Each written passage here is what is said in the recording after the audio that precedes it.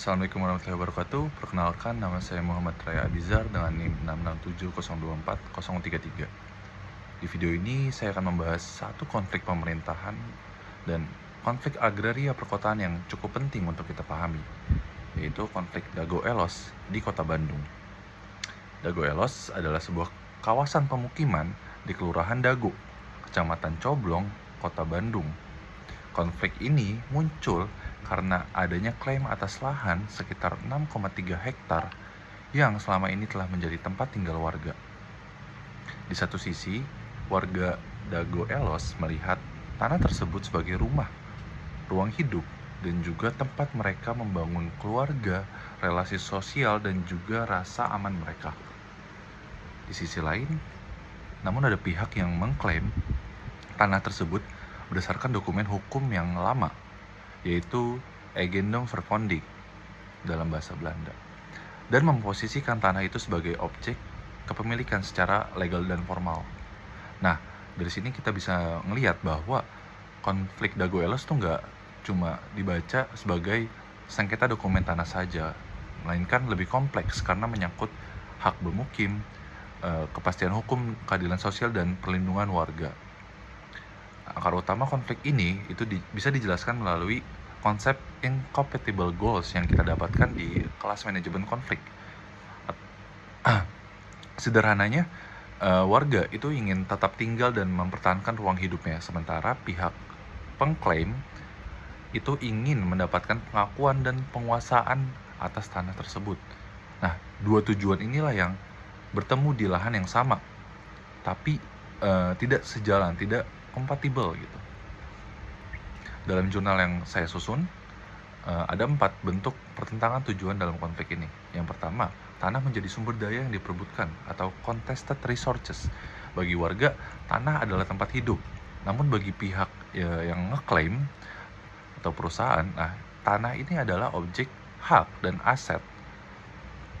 Dan disitulah sumber daya yang diperebutkan. Kedua, ada pertentangan legitimasi. Atau warga merasa memiliki legitimasi karena telah lama tinggal dan membangun kehidupan di atas tanah tersebut. Sementara pihak pengklaim atau perusahaan menggunakan dasar dokumen dan jalur hukum formal. Yang ketiga, ada pertentangan peran antar aktor. Warga berperan sebagai penghuni sekaligus subjek perlawanan. Pihak perusahaan berperan sebagai pemilik klaim. Negara itu hadir melalui pengadilan, kepolisian, dan pemerintah daerah, tapi peran negara seringkali dipersepsikan belum sepenuhnya mampu memberi rasa aman bagi warga. Itu adalah konsep dari incompatible roles. Yang terakhir ada perbedaan nilai atau incompatible values dalam memaknai tanah. Bagi warga, tanah adalah ruang hidup, namun bagi pihak perusahaan, tanah itu adalah aset legal dan ekonomi. Dampaknya dari konflik Dago ini cukup besar, terutama bagi warga. Pertama, warga mengalami ketidakpastian hukum. Mereka hidup dalam situasi yang tidak pasti. Yang kedua, konflik ini menciptakan tekanan sosial dan psikologis. Ya, bayangkan saja jika tempat tinggal yang sudah lama menjadi bagian dari kehidupan kita sehari-hari tiba-tiba dipersoalkan secara hukum. Dan yang ketiga, konflik ini menimbulkan ketegangan antara warga dan institusi negara. Nah, jadi dampaknya itu bukan hanya soal tanah, tapi menyangkut juga rasa aman, kepercayaan terhadap hukum, dan hubungan antara masyarakat dengan pemerintah. Menurut saya, penyelesaian konflik seperti ini itu nggak cukup melalui pengadilan dan administrasi saja. Perlu adanya pendekatan yang lebih menyeluruh. Perlu ada pemeriksaan klaim pertanahan secara transparan, terus negara itu perlu hadir sebagai mediator yang aktif, bukan hanya memproses secara administratif. Dan yang ketiga, selama proses penyelesaian berlangsung, warga tuh harus mendapatkan perlindungan dari ancaman. Nah, dari situ pesan saya adalah penyelesaian konflik ini harus mengutamakan dialog, transparansi, keadilan, dan keberpihakan pada hak warga negara untuk hidup aman.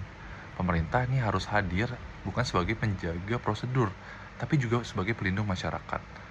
Konflik Dago ini mengingatkan bahwa tata kelola pertanahan yang baik bukan hanya tentang siapa yang menang di atas kertas, tapi juga tentang bagaimana keadilan benar-benar dirasakan oleh masyarakat. Sekian dari saya, kurang lebih mohon maaf. Wassalamualaikum warahmatullahi wabarakatuh. Terima kasih.